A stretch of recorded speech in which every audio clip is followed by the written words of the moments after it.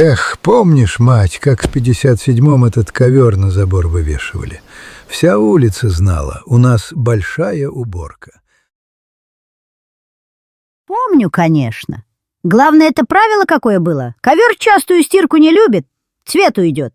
Его с умом чистить надо.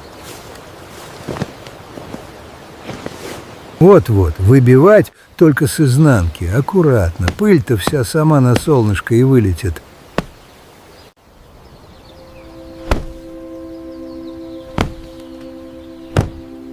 А зимой, помнишь, вынесем на свежий снежок, подметем веником. Красота! Ворс свежестью дышит, и никакой химии не надо. А если дома да без снега? Тут наша обычная соль. Первый помощник. Рассыплешь ее тоненько по узорам.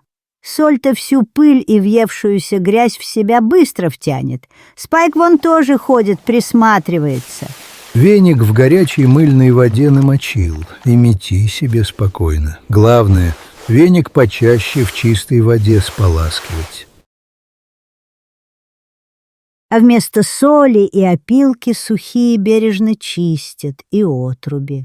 А уж если грязь въелась, пена от стирального порошка вмиг все освежит. О, а с жирным пятном раньше как воевали? Немного порошка, капли скипидара, сделали кашицу, протерли.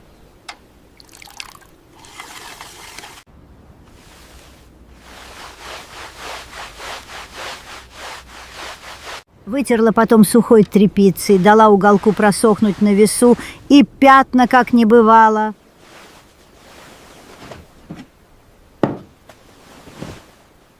Даже если чернила пролились, скипидар спасал. А если протерлась где кусочек, берешь иголочку, подсадишь шерстяную ниточку в цвет, кончики подрежешь, и снова ковер как новенький. Деликатная работа. Капельку клея БФ2 настригла ворса, через бумажку теплым утюжком прогладила.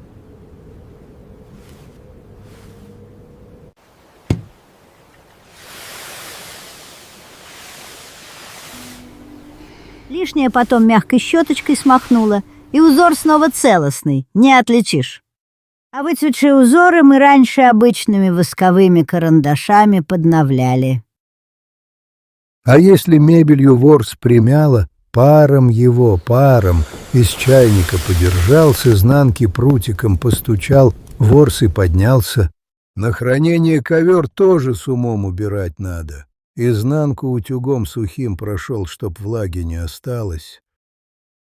И сворачивать обязательно ворсом внутрь, а от моли изнанку средством слегка защитить.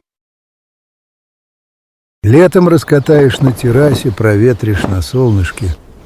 Да за краями посматривай, чтоб сухо было. Щеточкой в одну сторону ворс расчешешь. Сияет, будто вчера из магазина.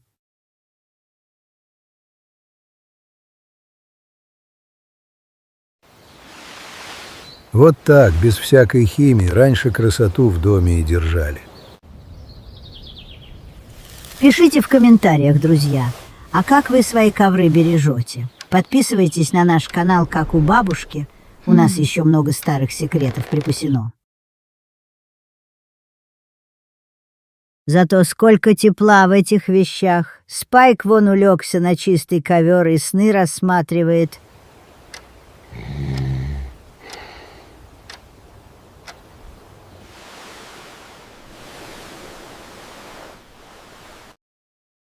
Из простой книги «Домоводство» 57-го года. А советы сновика.